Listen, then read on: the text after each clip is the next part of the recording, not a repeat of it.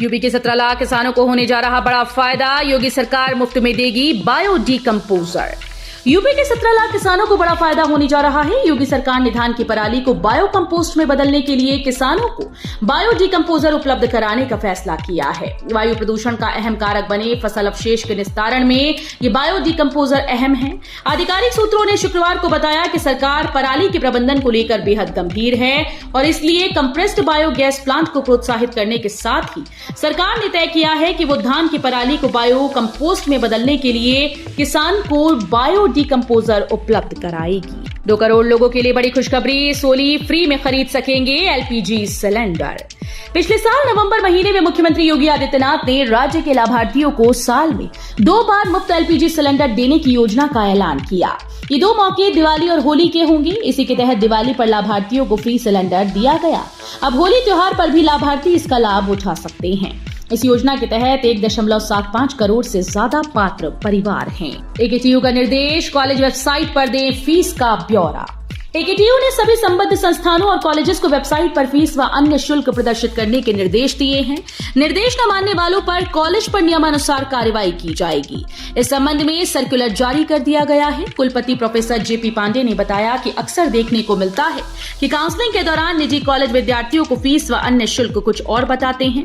वहीं जब छात्र प्रवेश लेने पहुंचता है तो अलग अलग सुविधाओं की मनमानी फीस मांगी जाती है। ऐसे में छात्र फंस जाता है। रेलवे स्टेशन से महाकुंभ क्षेत्र तक भीड़ प्रबंधन की बनेगी नई योजना, अधिकारी फिर से करेंगे मंथन।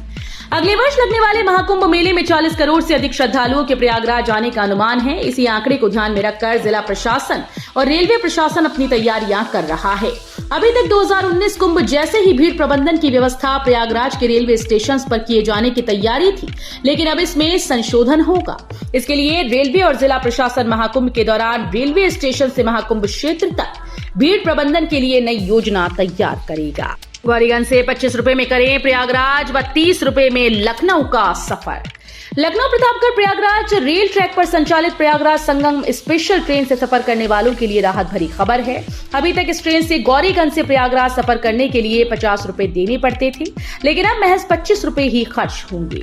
लखनऊ के लिए 60 के स्थान पर 30 रुपए, रायबरेली व प्रतापगढ़ के लिए 30 रुपए के स्थान पर सिर्फ 15 रुपए ही किराया देना होगा। यूपी बोर्ड मूल्यांकन पारिश्रमिक दर की बढ़ोतरी पर शासनादेश जारी करने की मांग। यूपी बोर्ड की कॉपीज के मूल्यांकन कार्य में शिक्षकों की ड्यूटी लगाई गई है। शिक्षकों को मिलने वाले मूल्यांकन पारिश्रमिक दरों की बढ़ोतरी का शासनादेश जारी न होने पर माध्यमिक शिक्षक संघ ने विभाग को चेतावनी दी। कहा कि बढ़ी हुई पारिश्रमिक दर पर फैसला न लेने पर मूल्यांकन कार्य नहीं किया जाएगा। चुनाव में मनमानी खर्चे पर लगेगी लगाम, पाई पाई का होगा हिसाब, चाय नाश्ते पर भी रहेगी नजर।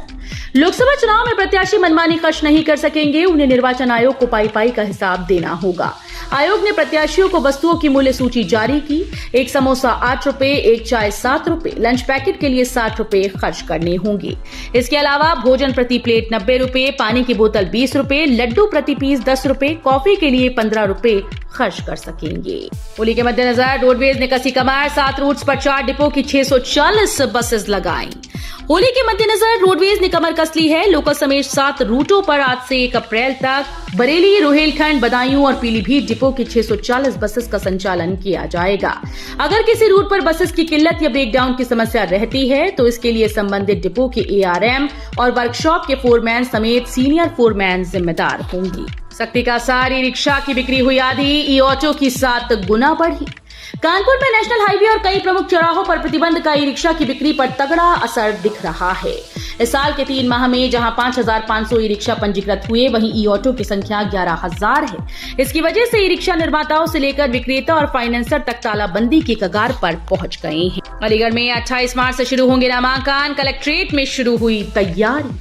अलीगढ़ में लोकसभा चुनाव के लिए दूसरे चरण में नामांकन की प्रक्रिया 28 मार्च से शुरू होगी और 4 अप्रैल तक जारी रहेगी। इसको लेकर कलेक्ट्रेट में तैयारी शुरू कर दी गई। तस्वीर महज से वाहनों को रोकने के लिए बैरिकेडिंग की गई। उप जिला निर्वाचन अधिकारी पंकज कुमार ने बताया कि तस्वीर महज से कलेक्ट्रेट तक 3 स्थानों पर बैरिकेडिंग की गई। वहां पूरी जांच पड़ताल के बाद ही प्रत्याशी, प्रस्तावक, मुख्य चुनाव एजेंट आदि ही नामांकन करने जा सकेंगे। हाईकोर्ट का अहम फैसला। इलाहाबाद हाईकोर्ट की लखनऊ पीठ ने शुक्रवार को एक अहम फैसले में यूपी मदरसा शिक्षा बोर्ड अधिनियम 2004 को असंवैधानिक करार दिया। न्यायमूर्ति विवेक चौधरी और न्यायमूर्ति सुभाष विद्यार्थी की खंडपीठ ने यह फैसला अंशुमान सिंह राठौर की याचिका पर दिया। इसमें अधिनियम की असंवैधानिक वैधता को चुनौती दी गई थी। भरोसा बढ़ा तो आय बढ़ी, शेयर और बैंकिंग बाजार में उत्तर प्रदेश की धमक। केवल उद्योगों में नहीं बल्कि शेयर बाजार और बैंकिंग में भी उत्तर प्रदेश की धमक पिछले 7 साल में जबरदस्त बढ़ी है। पिछले इस सेक्टर में यूपी टॉप 20 में भी नहीं था। आज निवेशकों की संख्या के मामले में यूपी महाराष्ट्र के बाद देश में दूसरे नंबर पर है। डिजिटल लेन देन 10 गुना से भी ज्यादा हो गया है। बैंकों का विस्तार हुआ, लोन दुगना हुआ।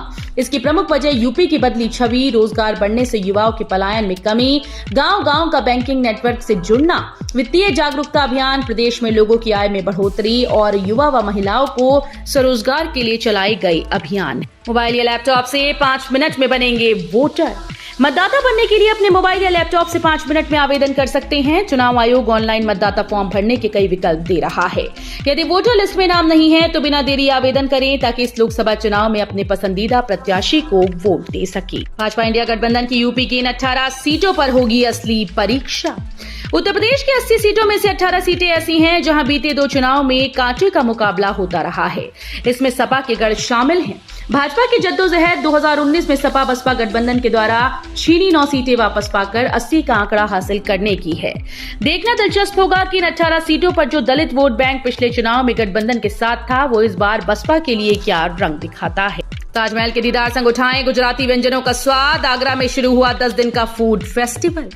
अगर आप आगरा घूमने के लिए अपने दोस्तों और परिवार के साथ आ रही हैं तो आप ताजमहल देखने के साथ ही यहाँ के मशहूर व्यंजनों का स्वाद तो लेंगे ही, लेकिन अब गुजरात के फेमस व्यंजनों का भी स्वाद ले सकेंगे, क्योंकि अब आपको एक ही छत के नीचे आगरा की मशहूर चाट और मुगलिया खाने के अलावा गुजराती खाने का भी स्वाद मिलेगा। इलेक्टोरल बॉन्ड ने भाजपा का बैंड बजा दिया। ध्यान भटका रही केजरीवाल की गिरफ्तारी पर बोले अखिलेश।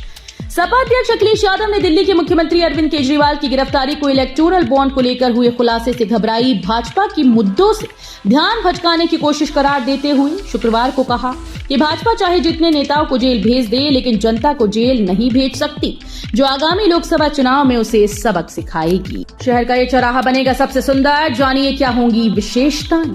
गोरखपुर में शहर के सबसे पुराने इलाकों में से एक असुरन चौराहे से होकर गुजरने वालों को जल्द ही बदल रहे गोरखपुर का एक और नजारा देखने को मिलेगा। नए बदलाव के साथ ये शहर का सबसे सुंदर चौराहा बन जाएगा। पीडब्ल्यूडी की तरफ से सुंदरीकरण का कार्य कराया जा रहा है। चौराहे पर जहां लोकनायक जयप्रकाश नारायण की मूर्ति लगी, वहां एक त्रिभुजाकार डिजाइन बनाई जाएगी। अयोध्या में प्राण प्रतिष्ठा के बाद 1 करोड़ 12 लाख भक्तों ने किए श्री राम लला के दर्शन। अयोध्या में श्री राम जन्मभूमि मंदिर में रामलला की प्राण प्रतिष्ठा को शुक्रवार को 2 माह पूरे हो गए। इसके साथ ही यहां दर्शन पूजन के लिए आने वाले भक्तों की संख्या में निरंतर वृद्धि देखी जा रही है। 22 जनवरी से लेकर 20 मार्च तक 1 करोड़ 12 लाख श्रद्धालुओं को भगवान रामलला के दर्शन का सौभाग्य प्राप्त हो चुका है। कांग्रेस के राष्ट्रीय प्रवक्ता बोले, दूसरे राजनीतिक दलों का गला घोंचकर आगे बढ़ना चाह रही भाजपा। कांग्रेस के राष्ट्रीय प्रवक्ता अभय दुबे ने प्रेस वार्ता में कहा कि भारतीय जनता पार्टी अन्य राजनीतिक दलों का गला घोंचकर आगे बढ़ना चाहती है। एक-एक कर वो राजनीतिक दलों पर हर प्रदेश में प्रहार कर रही है। प्रदेश कांग्रेस मुख्यालय पर प्रेस वार्ता में उन्होंने कहा कि आजाद भारत का सबसे बड़ा घोटाला इलेक्टोरल बॉन्ड है। मौलाना शहाबुद्दीन बोले, सीएम अरविंद केजरीवाल की गिरफ्तारी पर हो रहे धरना प्रदर्शन से दूर रहें मुसलमान। ऑल इंडिया मुस्लिम जमात के राष्ट्रीय अध्यक्ष मौलाना मुफ्ती शहाबुद्दीन रजवी ने शुक्रवार को कहा कि दिल्ली के मुख्यमंत्री अरविंद केजरीवाल को शराब घोटाले मामले में दिल्ली पुलिस ने गिरफ्तार कर लिया है। उनके समर्थन में दिल्ली और उसके अलावा कुछ जगहों पर धरना प्रदर्शन शुरू हो गया। इसमें टोपी लगाकर मुसलमान भी भाग ले रहे हैं। मौलाना ने अपील करते हुए कहा कि मुसलमान इस तरह के धरना प्रदर्शन में भाग न लें, ऐसे कार्यक्रमों से दूरी बनाकर रखें। इसरो ने फिर किया कमाल, देश के पहले रियूजेबल रॉकेट पुष्पक का सफल परीक्षण। भारतीय अंतरिक्ष अनुसंधान संगठन ने पुष्पक नामक अपने पहले रियूजेबल लॉन्च व्हीकल यानी पुनः इस्तेमाल होने वाले पहले लॉन्च वाहन की लैंडिंग मिशन को सफलतापूर्वक अंजाम दिया है। यह परीक्षण शुक्रवार को कर्नाटक के चित्रदुर्ग के पास चलकेरे में एरोनॉटिकल टेस्ट रेंज में सुबह 7:10 पर किया गया। फ्री राशन वितरण में हो रही है दिक्कत। होली से पहले क्या सभी मिल पाएंगे गेहूं, चावल, बाजरा? होली तक सभी कार्ड धारकों को निःशुल्क राशन वितरण की राह में सर्वर का रोड़ा खड़ा हो गया। राशन वितरण शुरू हुए 1 सप्ताह हो गया और कोटे की दुकानों पर कार्ड धारकों की लाइंस लगी हैं। कार्ड धारकों को राशन पाने के लिए 3-3 घंटे लाइंस में खड़ा होना पड़ रहा है। इस दौरान कोटेदार और कार्ड धारकों के बीच नोकझोंक भी हो रही है। कोर्ट से सुनाया फैसला, 28 मार्च तक ईडी रिमांड पर केजरीवाल। दिल्ली शराब नीति केस में पीएमएलए कोर्ट मुख्यमंत्री अरविंद केजरीवाल की रिमांड पर फैसला सुना दिया है। कोर्ट ने ईडी को 6 दिन की रिमांड दी है। सुनवाई के दौरान ईडी ने दावा किया कि इस केस से जुड़े कई सारे इलेक्ट्रॉनिक सबूत मिटाए गए, कई सारे फोन तोड़े गए। केजरीवाल दिल्ली शराब नीति को बनाने में सीधे तौर पर शामिल थे। होली नहीं मनाएगी आम आदमी पार्टी, 26 को पीएम आवास का घेराव। दिल्ली सरकार में मंत्री गोपाल राय ने बताया कि 26 मार्च को आम आदमी पार्टी पीएम आवास का घेराव करेगी। उन्होंने कहा कि आज दिल्ली के शहीदी पार्क में आपके सभी दिल्ली विधायक, पार्षद और इंडिया गठबंधन के अलग अलग नेता तानाशाही के खिलाफ शपथ लेंगे। इतना ही नहीं, आप केजरीवाल की गिरफ्तारी के खिलाफ होली कार्यक्रम नहीं मनाएगी। सीएम योगी के प्रयासों से अखिलेश का हुआ सफल रेस्क्यू, परिजनों ने मिलकर जताया आभार। मुख्यमंत्री योगी आदित्यनाथ के प्रयास ने एक ही दिन के भीतर रंग दिखा दिया। मेघालय में अपहृत लखनऊ निवासी मैकेनिक और सुपरवाइजर अखिलेश सिंह चौहान को सकुशल मुक्त करा लिया गया है। इसके बाद अखिलेश की पत्नी शीला सिंह चौहान और पुत्र सूरज चौहान ने शुक्रवार को मुख्यमंत्री योगी आदित्यनाथ से उनके सरकारी आवास पर मुलाकात कर आभार जताया।